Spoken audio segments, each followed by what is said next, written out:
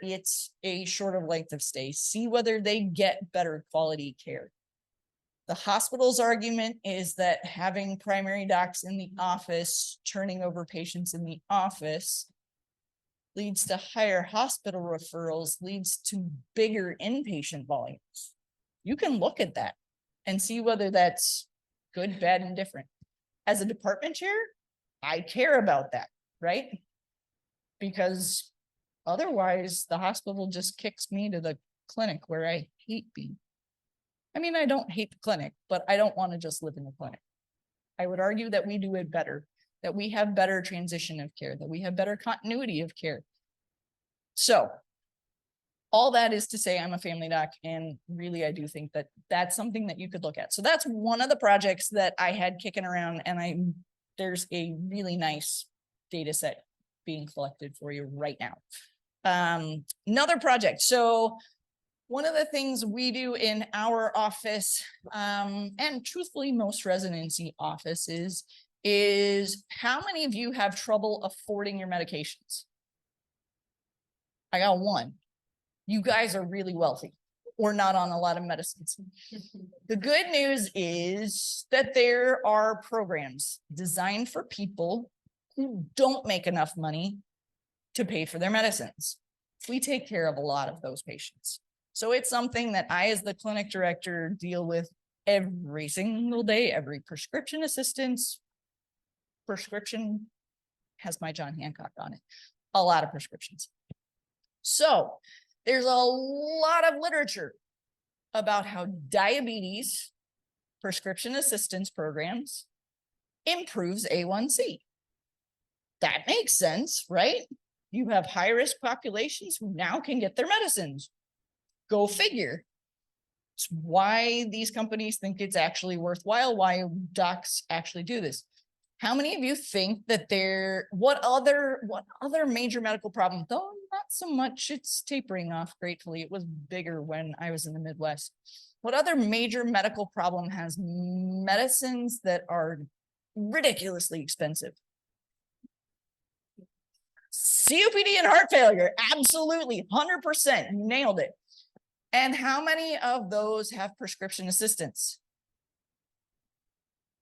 They used to. I'm telling you right now, the COPD ones for inhalers are going away, and it's going to be a big problem because inhalers are really expensive.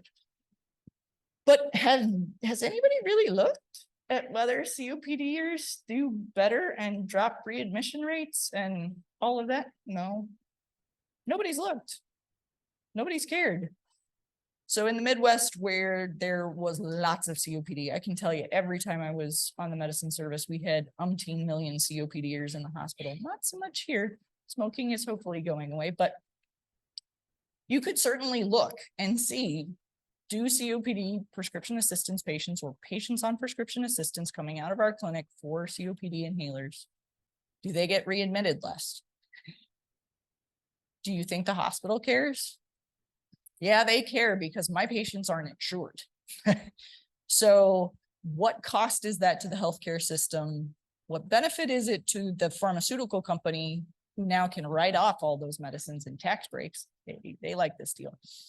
And you can show that the same is true. Same thing with CHF meds. Although CHF meds, really now you're getting down to things, it's really not so much CHF, it's more CAD. So you're looking at things like Entresto and Repatha and those kind of ridiculously expensive meds.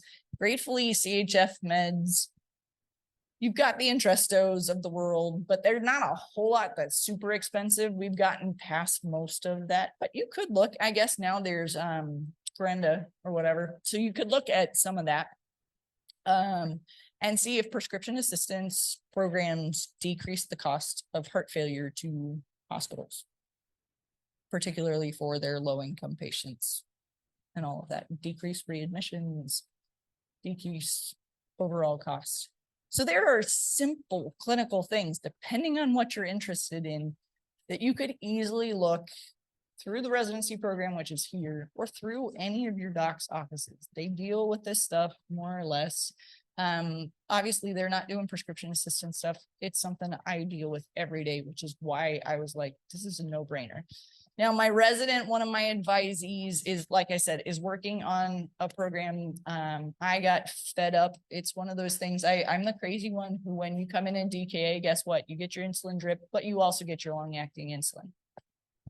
There's lots of good data that says giving you your long-acting insulin actually helps you get off the drip faster. Why people still don't do this, I don't know. It drives me up the wall. But I had an interesting experience. I had a 20-ish-year-old gal, my nursing assistant, she said, "Hey, can I put this gal on? She's complaining of urinary symptoms." It was a Friday. I said, "Sure, I've got a slot before lunch. Throw her on. We'll just get it done. It's probably a quick UTI, right? She's 20. Sure, it's just a UTI." Of course, Friday before lunch, it's not a UTI. She came in complaining of, oh wait, polydipsia, polyphagia, polyuria. Right? Because the diagnosis is diabetes. The one diagnosis I hate making more than most in the office, particularly a type 1, yuck, right?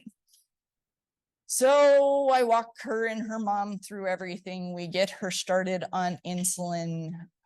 We put in referrals to nutrition, to endo, to get all the balls rolling and all of this. And gratefully, I was in private practice at the time. She had insurance. It all worked out. It was great. She went and saw endo. And interestingly enough, she saw 2 endocrinologists. Don't ask me how. She saw UCLA endo, and then she saw somebody else. And when she came back to me, she said, "I saw both of these, but the first one started me on metformin." They said, "They were really glad you started me on the insulin because I would have died without it. But they also started me on metformin." And y'all looking at me like I'm crazy, right? Well, guess what? Type 1s who are using insulin, can they become insulin resistant? Yeah, they could. So they said, you know what? The endocrinologists are starting our type 1s, particularly those that are going to be diabetic for a long time, on metformin to make sure they stay insulin sensitive to all that insulin that we're giving them. It was fascinating. Fast forward, I went back into faculty practice and we're starting to do normal care of patients. And you have all these diabetics that come in for their CHF exacerbation and their ACS rule out and they're fill in the blank, whatever, right? Their gallbladder. And everybody was stopping their metformin when they came into the hospital. Why?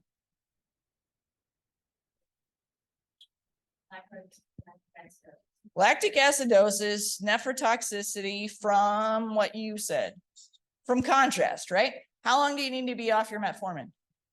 48 hours, that's all.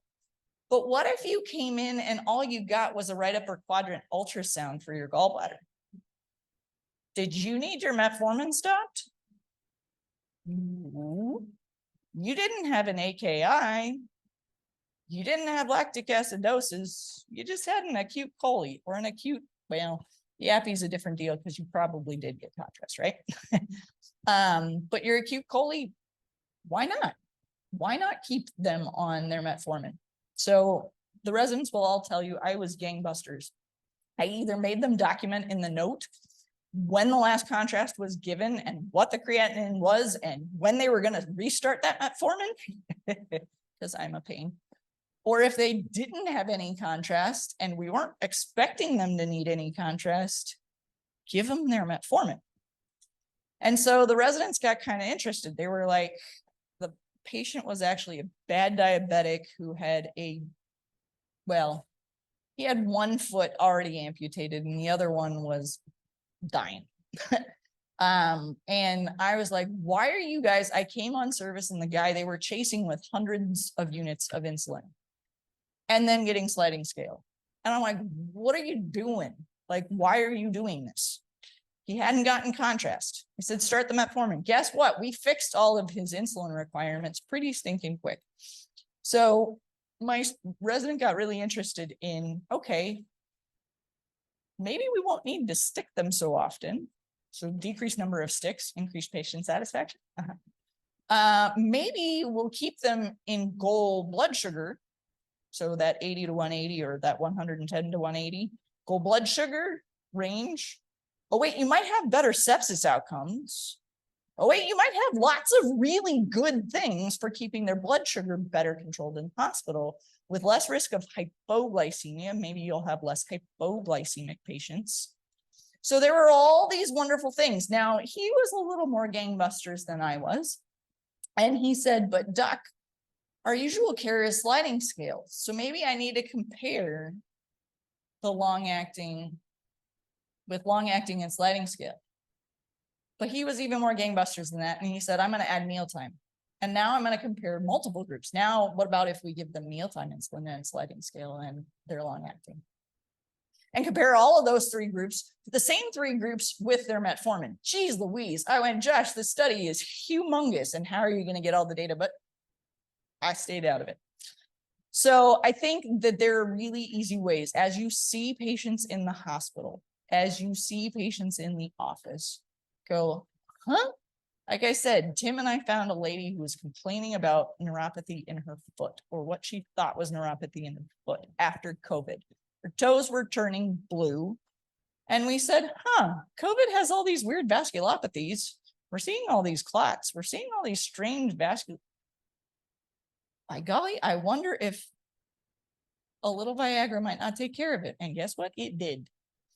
So depending on what you see, use all of those things to your advantage. I promise you there are research studies all around you that you could do that will forward not just medicine, but your own career and prepare you for lifelong practice. Because in reality, you're going to have to do this the rest of your life in some form or another. And the reality is we all were interested in it in some shape or another. Maybe we weren't all interested in bench work, but we cared about patients enough to say, I wonder if there's something better that could help them, right?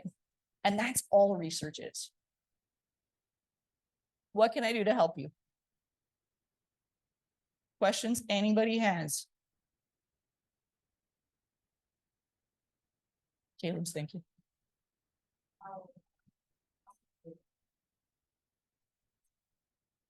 That could be as easy or as hard as you make it, truthfully. The problem I find with, she mentioned lit reviews. The problem I find with lit reviews and meta-analyses is they're only as good as the papers you pull. And so you have to understand kind of how to evaluate the quality of the paper you're choosing from. But and attending a preceptor or somebody who's got experience should be able to help you there. Somebody who is an expert in that field. So my guy, man, my old vascular lab, Dr. Pipinos, and our lab is the chief expert of all things myopathy related to PAD. Oh my gosh, I could tell you more than you ever wanted to know about myopathy related to PAD. And so he's the guy who writes the lit reviews, because I will tell you, he's written most of the literature. So it's really easy for him to know where to pull everything from. He's really well connected with all the different experts in the field. And so he knows who's written the important papers and who's written the junk papers and how to pull those together. So it's not that you can't do it. It's just, it's all about finding the quality papers to pull, because there's a lot of stuff out there that may or may not be worth anything. I can't tell you how many emails a day I get saying, hey, will you be an editor on the board of this? Hey, will you present at this random? I got invited to all sorts of stuff, Japan and Europe and random places to present, because they know I'm the expert on yada, yada, yada. And they're like, will you come and present? And I'm like, your meeting is junk. You just, no. HA, yeah, we go and present every year. ACS, yeah, I go and present. But